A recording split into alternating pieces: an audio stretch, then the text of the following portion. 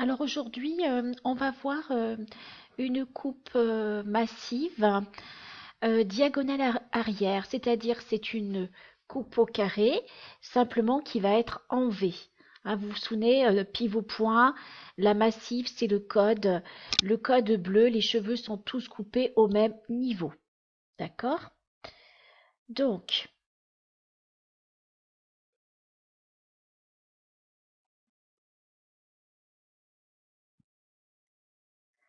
alors, les séparations, elles vont être, voilà, diagonale arrière. Donc, sur la zone A, voilà, on va faire une division pointe frontale nuque. Et ensuite, vous voyez, on va faire des séparations diagonales arrière. Alors, elles sont quand même pas trop marquées, hein, voilà, pour faire un effet en pointe, si vous préférez, en V. Ensuite, donc vous déterminez la première mèche du milieu, ça sera effectivement la mèche qui sera la plus courte. Donc, vous vous souvenez des termes de pivot point, on distribue les cheveux dans le tombant naturel, donc il n'y a pas de projection, et les doigts, ils sont parallèles à la séparation. Vous voyez que les doigts de la main gauche, ils vont vers le bas, ils plongent. Et vers la droite, ils vont remonter. Distribution dans naturel, pas de projection et les doigts sont parallèles à la séparation. Voilà. Donc cette partie-là, ça va être le guide de longueur. Ensuite, on reprend une autre mèche et on va rabattre sur celle du dessous. Et on reprend tout, hein, il ne faut pas oublier. Et par transparence, on coupe.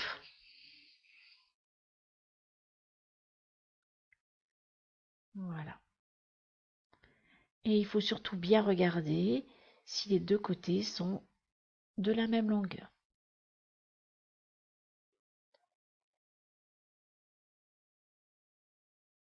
Et on recommence. Et n'oubliez pas, on reprend toujours la première mèche témoin qui est dessous. Donc on prend toute la chevelure. Et on subdivise, on évite de couper jusqu'ici puisque ça va nous couper l'intérieur de la main. Voilà.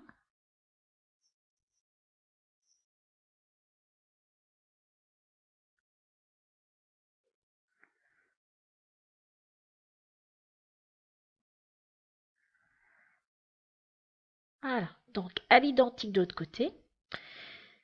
Et ensuite, du moment qu'on voit par transparence, là on le voit bien, distribution dans le tombeau naturel, pas de projection, pas d'angle de coupe si vous préférez, les doigts sont pareils à la séparation et la mèche témoin, elle est fixe. Donc ensuite, voilà, comme vous pouvez le voir, alors donc la zone A, elle a été faite. Maintenant, on va faire la zone B. La zone B, c'est les côtés. Donc, il va falloir prolonger la diagonale arrière. D'accord?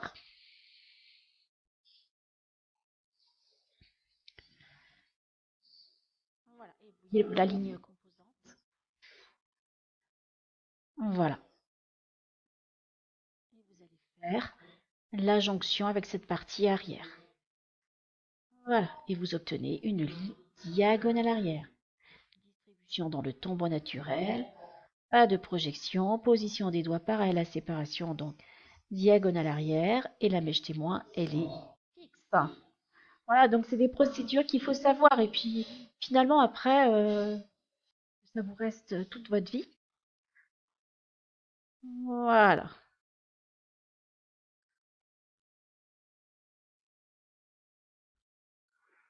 Et on fait à l'identique de l'autre côté. Voilà, la difficulté, c'est de faire les deux côtés de la même longueur. Donc, il faut contrôler régulièrement.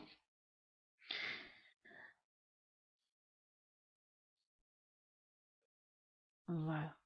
Alors ça fait un V quand même pas trop marqué, mais ça fait quand même une jolie ligne diagonale arrière.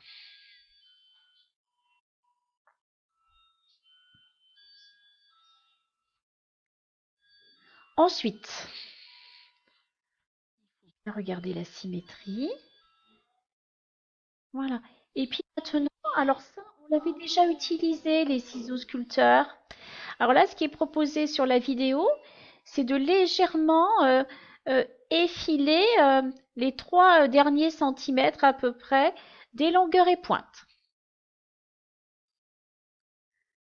Donc, on distribue dans le ton naturel et là, un coup de ciseau. Vous avez les dents du sculpteur qui sont vers le haut et la lame pleine, elle est vers le bas. Voilà.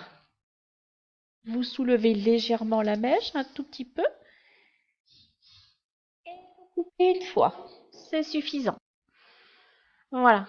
Et au fur et à mesure que vous remontez, n'oubliez pas, vous reprenez une mèche qui n'a pas été effilée sur les pointes et on recoupe ici. À l'identique vers l'avant, un léger coup de ciseau sculpteur. Voilà, ça va alléger. Vous avez compris? Donc, en résumé, les points importants. Voilà, donc là, il parle de repères, c'est la mèche témoin qui est fixe, partition ascendante, c'est-à-dire que la ligne, elle est ascendante, elle descend, donc ça crée un V, si vous préférez. Voilà, et on effile légèrement les pointes avec son sculpteur.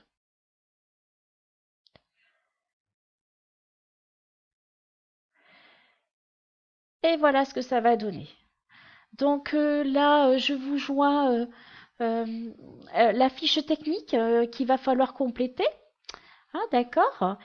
Et puis, ben, si vous avez possibilité sur une petite cousine, une petite sœur, voilà, ne serait-ce que sans trop marquer la séparation diagonale arrière, vraiment faire un résultat légèrement en pointe. Voilà, mais il me semble que quelqu'un me l'avait déjà demandé. Je ne sais pas si c'était Justine ou voilà. Donc c'est vrai qu'on n'avait pas eu l'occasion de le faire jusqu'à présent puisqu'on en était sur une coupe graduée très courte. Mais nous devions prendre un autre jeu de tête pour continuer nos coupes. Donc on le refera dès que nous pourrons reprendre l'école. Donc voilà, j'espère que vous avez compris. Et puis vous allez compléter votre fiche.